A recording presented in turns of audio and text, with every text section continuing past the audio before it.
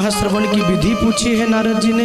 भागवत को कैसे सुना जाए, नियम क्या है, तो नियम सुनाया है। भागवत का पहला ही नियम है सावधानी पूर्वक कथा को श्रवण किया जाए। कथा में वार्तालाप बहुत कम होना चाहिए, बार बार उठक बैठक ना हो, एक आसन पे विराजमान होकर कथा सुने। कथा श्रवण करके जब जाएं तो कथा का विचार करें, आज हमने क्या सुना, और कथा को अपने जीवन में उतारने की कोशिश करें। आज महाराज जी ने कथा में ये सुनाया तो विचार करें।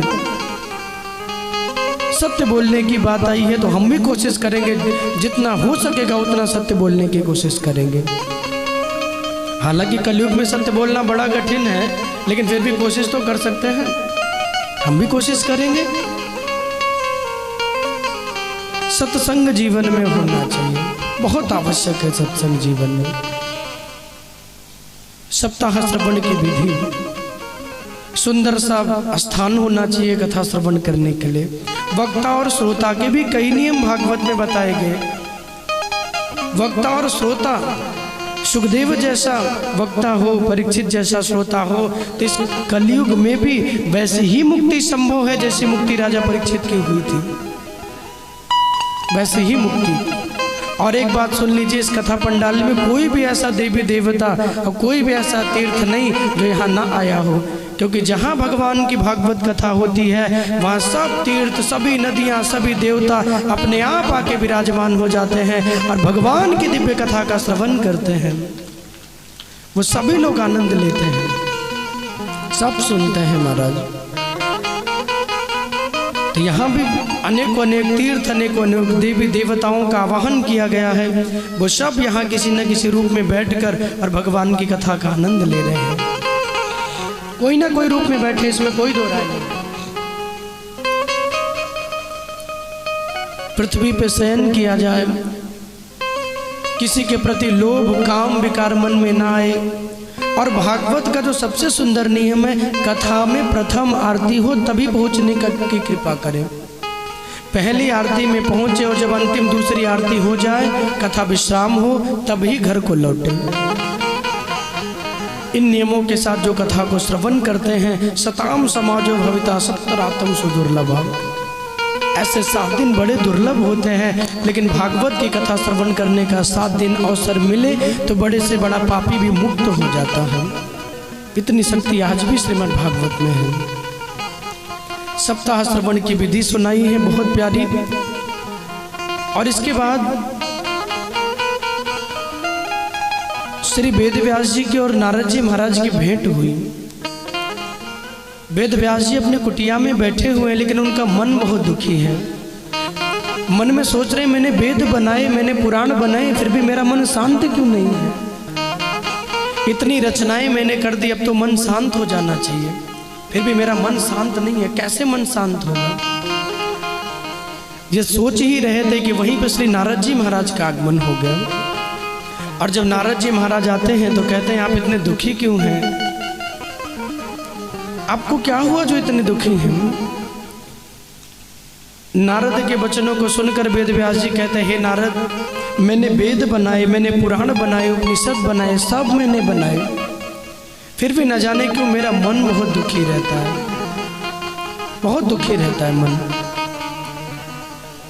इतने वेद पुराण शास्त्रों को बनाने के बाद मन शांत क्यों नहीं हुआ, कैसे मन शांत होगा। तब नारद जी कहते हैं, प्रभु आपने दुनिया के लिए बहुत कुछ बनाया, आपने दुनिया के नियम बताए वेदों में, दुनिया वालों के लिए बहुत कुछ बनाया, लेकिन ऐसा कोई ग्रंथ नहीं बनाया जिसमें भगवान की सुंदर लीलाओं का वर्णन हो, जिसे सुनकर भक्त आनंदित हो जाए। कृपा करके आप ऐसा कोई ग्रंथ बनाइए, ऐसे ग्रंथ की रचना कीजिए जिसे सुनकर सबको आनंद आए। भगवान की भक्ति से ओतप्रोत कोई ग्रंथ बनाइए। तब वेदव्यास जी महाराज को 4 श्लोक, चतुर्थ श्लोकी भागवत श्री नारद जी ने दी है। नारायण ने ब्रह्मा को दिया, ब्रह्मा ने सनक सनंदन सनत कुमारों को दिया, सनत कुमार के द्वारा नारद जी को मिला, जो वही चतुर्थ श्लोकी भागवत नारद ने वेदव्यास जी को दी है। और वेदव्यास जी को वो 4 श्लोक दिया। उन्हीं 4 श्लोकों के द्वारा वेद व्यास जी ने 18,000 श्लोकों की रचना कर दी। कितने श्लोकों की रचना की? पूरे 18,000। भागवत में कितने श्लोक हैं? 18,000। 12 स्कंद 335 अध्याय 18,000 श्लोकों में श्रीमद् भागवत महापुराण की रचना की। बाकी जितने और हैं उनको पुराण कहते हैं, लेकिन श्रीमद् भागवत पुराण नहीं, महापुराण है, पुराणों में भी श्रेष्ठ है। लेकिन जब भागवत की रचना करने लगे तो बात ये फंस गई, बोले भागवत को लिखेगा कौन? अगर वेद व्यास जी कहते मैं श्लोकों को बोल दूंगा तो कौन लिखेगा? कोई लिखने वाला तो चाहिए। इतने में आगे श्री गणेश जी महाराज। और गणेश जी महाराज कैसे हैं? बोले प्रथम पूज्य देवता हैं। किसी भी भगवान की पूजा करो, लेकिन सबसे पहले गणेश भगवान की पूजा होती है।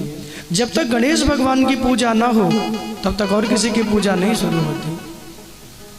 विघ्न हरण मंगल करण श्री गणपति महाराज, प्रथम निमंत्रण आपको पूरन की जय काज। हे प्रभु, हम भी अपनी कथा में आपका आवाहन करते आइए, आप अपनी कृपा यहाँ बरसाइए। गणेश जी महाराज जो प्रथम पूज्य हैं, कोई भी पूजा हो सबसे पहले उनका नाम लिया जाता है। गणेश जी ने कहा कि ठीक है, कोई बात नहीं, भागवत को आप अगर बोलोगे तो मैं लिख दूंगा, कोई बात नहीं। आप लिख दोगे महाराज? बोले हाँ। बोले लेकिन मेरी एक शर्त है। बोले क्या? बोले मेरी लेखनी कहीं रुकनी नहीं चाहिए। अगर मेरी लेखनी कहीं रुक गई तो मैं ग्रंथ को वहीं छोड़ दूंगा और वहीं छोड़ के अधूरा छोड़ के चला जाऊंगा। मेरी लेखनी रुकनी नहीं चाहिए। मैं ग्रंथ को अधूरा छोड़ दूंगा अगर लेखनी रुकी तो। लेखनी ना रुके। वेद व्यास जी ने कहा ठीक है महाराज, आपकी लेखनी नहीं रुकेगी, आप चिंता मत कीजिए, नहीं रुकेगी आपकी लेखनी। श्री गणेश जी महाराज बैठे हैं, श्री वेद व्यास जी श्लोकों का गायन करते हैं और श्री गणेश जी महाराज श्लोकों को लिखने लगे। एक एक श्लोकों को लिखते रहे। पूरे 18,000 श्लोक लिख डाले। गणेश जी को लगा था अगर कहीं भी रुक जाएंगे तो छोड़ दूंगा। हर 100वां श्लोक वेद व्यास जी ने बहुत क्लिष्ट लिखा है भागवत में। जब वो 100वां श्लोक आता है तो गणेश जी का मन उसी में लग जाता है और तब तक वेद व्यास जी नित्य क्रिया से निवृत्त होकर लौट आते हैं। इस प्रकार पूरी भागवत की रचना की श्री गणेश जी ने लिखा, वेद व्यास जी ने उसे वर्णन किया है। जैसे ही श्रीमद् भागवत महापुराण बनी है, श्री वेद व्यास जी का मन शांत हो गया। तब नारद जी ने अपने पूर्व चरित्रों का वर्णन सुनाया है। हे महाराज, भगवान के नाम संकीर्तन की बड़ी महिमा है दुनिया में। मैं आपको अपने पूर्व चरित्रों का वर्णन सुना रहा हूं। पिछले जन्म में मैं दासी का बेटा था। मेरी माँ लोगों के घरों में काम करती थी। जो जूठन मिल जाता था उसी से मेरा और मेरी माँ का पेट उदर भरता था। लेकिन एक दिन की बात है, हम पर कृपा करने के लिए हमारे गांव में कुछ संत लोग पधारे। और जब वो संत जन हमारे गांव में पधारे तो मेरी माँ की सेवा की ड्यूटी उनकी संतों की सेवा में लगा दी गई। उनके लिए लकड़ियाँ लाना, जल लाना और व्यवस्थाएं कर देना, चौका लगा देना। चूँकि नीचे जाती थे मैया थी। संत आए, ठाकुर जी की खूब कथा सुंदर गांव में होने लगी और मेरी मैया रोज सेवा में जाने लगी। आकर माँ मुझे रोज बताती, आज संत जी ने ये सुनाई, आज ये कथा सुनाई। सुन सुनकर मेरा मन गदगद हो जाता। मैं बार बार अपनी मैया से कहता रहा, मैया मुझे भी कथा सुनाओ, मैं भी सुनूंगा, मैं भी संतों की सेवा करूंगा। लेकिन मैया हर बार मना कर देती। माँ को लगता कहीं ऐसा ना हो कि मेरा भी पुत्र बाबा के संगी बाबा बन जाए। चूंकि माताओं को बड़ी चिंता होती है, इसलिए कभी ले नहीं गई। लेकिन एक दिन अवसर लग ही गया जब नारद जी पहुंचे और वेद व्यास जी से कहते हैं, जब मैं अपनी माँ के साथ पहुंचा तो मेरी माँ और काम करने लगी।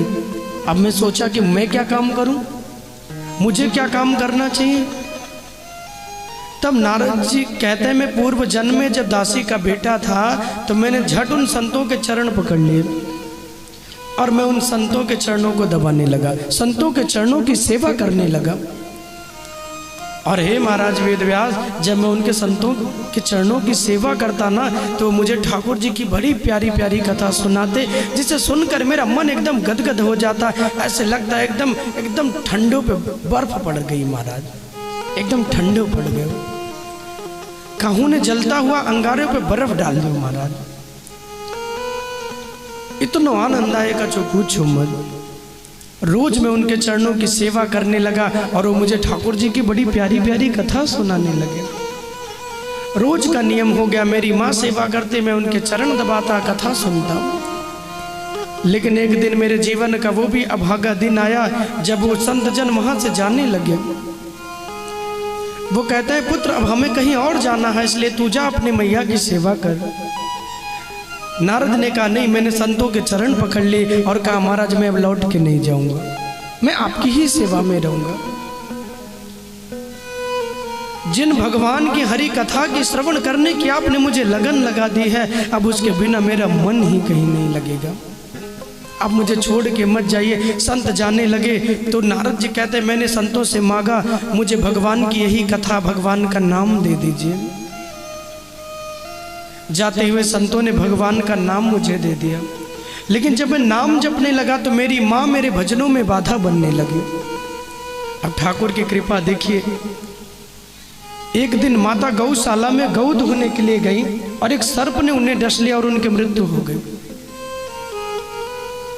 मैंने पुत्र का सारा धर्म निर्वाहन किया, अपने माता की सब अंत्येष्टि क्रिया की, सारी क्रियाओं को पूर्ण किया जो पुत्र का धर्म होता है। और फिर मैंने अपने घर को छोड़ दिया, अपने गांव को छोड़ दिया, अपने नगर को छोड़ दिया। एक जगह आकर नारद जी कहते हैं, मैं वहीं बैठकर जो नाम दिया था संतों ने, वही नाम जपने लगा। और नाम जपते जपते जब बड़ा दिन बीत गया तो एक दिन की बात है, मेरे हृदय में ठाकुर जी की झांकी नजर आई। और जब हृदय में भगवान की झांकी नजर आती है, अब तो मुझसे रहा नहीं जा रहा था। मुझे लग रहा था भगवान सामने ही खड़े हैं। और झट मैंने अपनी आंखें खोल ली। और जब मैंने अपनी आंखें खोली ना, तो जो अंदर के ठाकुर जी बैठे थे वो भी गायब हो गए, बाहर तो कोई है ही नहीं। दोबारा बंद किया कि फिर दर्शन हो जाए, तो देखा तो अंदर भी कोई नहीं है। अब तो बड़े दुखी हो गए। आकाशवाणी हुई, पुत्र इस जन्म में तूने मेरा बहुत भजन किया है, लेकिन तुझे मेरा दर्शन नहीं होगा। बस तेरे हृदय में झांकी का दर्शन हो गया तुझे, लेकिन अगला जो तुझे जन्म मिलेगा तो तू ब्रह्मा का पुत्र बन के आएगा, नारद बन के आएगा। जन जन में मेरी वीणा के द्वारा मेरी कथाओं का गायन करेगा, हरि चर्चा करेगा, हरि का नाम गाएगा। क्या बोलना पड़ेगा? राधे राधे। जन जन में मेरी कथाओं का विस्तार करेगा।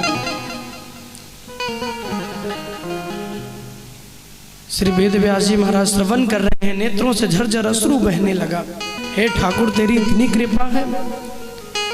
नारद कहते, देखो हमारे प्रभु की कृपा, कहाँ तो दासी का बेटा था, केवल नाम संकीर्तन कितनी बड़ी महिमा है।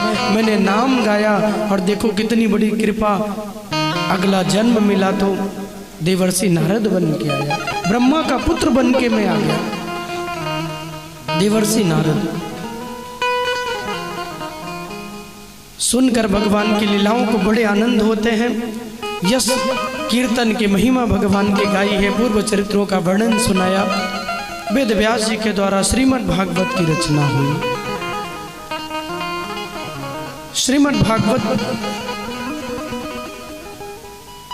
किस कथा के बाद एक बहुत प्यारी कथा आती है, जहां थोड़ा से महाभारत के चरित्रों का अवलोकन है। यही श्रीमद् भागवत कथा सूत जी महाराज सौनक आदि महात्माओं को सुना रहे हैं। इसी कथा को सनक सनंदन नारद जी को सुना रहे हैं। इसी कथा को श्री सुखदेव जी महाराज राजा परीक्षित को श्रवण कराते हैं। इसी कथा को